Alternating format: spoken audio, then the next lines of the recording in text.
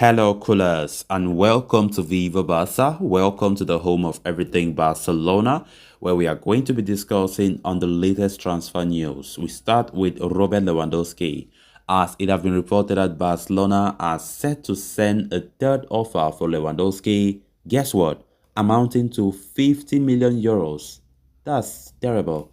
We are going to be discussing on that as we progress. Then secondly, talking about this other very sad transfer report concerning Raphinha of Leeds United. Chelsea have hijacked the Barcelona target, and guess what? They are willing to pay all the 75 million euros for him. And Fabrizio Romano have just reported that a full agreement have been reached with Leeds United. That's a big blow for Barcelona. We are going to be discussing on that in much detail. So guys, as we get right into those stories, please do ensure to subscribe. If you haven't, if you're a supporter of FC Barcelona, give the video a like and also make sure to watch the video right up to the very end. Barca! Barca! Barca! Robert Lewandowski's move to Barcelona looks inevitable at this point, with the poll aggressively looking for an exit. Barca too are hell-bent on bringing him and have prepared their third bid to offer to him. Report says Barcelona could send said proposal in the next 24 hours, which amounts to 40 million in fixed payment plus 10 million euros in add-ons. The total amount could reach 50 million, which is what Bayern reportedly looked to get out of that deal. The transfer fee may seem so excessive for the soon-to-be 34-year-old, but Lewandowski is at the peak of his fitness and without doubt one of the best players in the world. He ended last season with 35 goals in 34 games in the Bundesliga and did not miss a single minute through injury in any competition. Lewandowski has had several offers from European giants, including the likes of Chelsea, but the player only wants to move to Barcelona. Recent reports have indicated that Bayern have increased their asking price for from 50 million to 60 million, with one rumor even claiming that they will hold out for up to 70 million. Barcelona will be able to, to afford Lewandowski along with his probably huge wages if they can finalize the sale of their economic levers in the form of Barcelona licensing and merchandising and also the TV rights. Everything indicates that after signing Lewandowski, Barcelona will shift their attention towards Jules Koundé, who is expected to cost 60 to 65 million euros, and should Frankie de Jong be sold to Manchester United, 90 million euros rated Bernardo Silva is their target. The transfer window of 2022 has the potential to make or break for Xavi's Barcelona project in the short term. Therefore, President Joan Laporta and the administration must proceed with caution. Barcelona are so desperate for Lewandowski. That's very clear, right? And judging by this report, they are going to give what Bayern asked for. Even though we got the report earlier that Bayern is even asking now for 60 million euros, no more 50 million euros. And that makes me wonder at times, where is Barca heading to? How can you splash? How can you be planning to splash up to 50 million euros on close to a 34-year-old player? And worst of it all, this is his final year.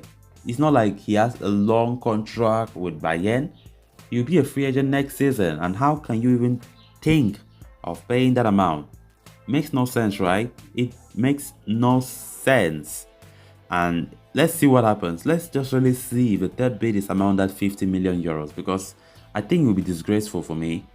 Barca, as a club of that structure, going out for this kind of sum of money for that kind of player, I mean, age-wise, is not correct. Lewandowski might be the best striker in the world, but we don't have to spend that much. Definitely, Bayern will put those asking price to scare away Barca. And Barca are still there, good and fine. They know that they will get him, but just immediately, just without patience, they just want to go for that. I mean, I hope they don't regret it, because the economic levels that were being approved, it should not be as if it's only for Lewandowski. There's no other target for us.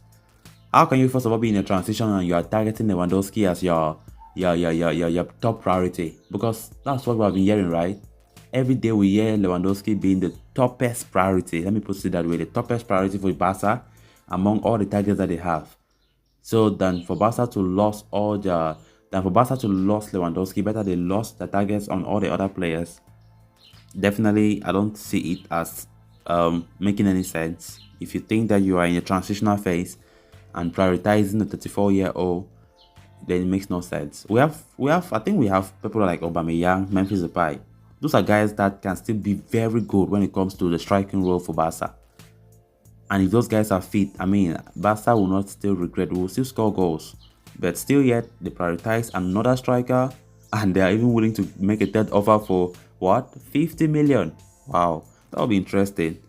And I don't like the fact that many clubs see Barca as senseless, because the way they do business this time around is as if it's not the Barca of old, which is really disappointing for most of us, the fans.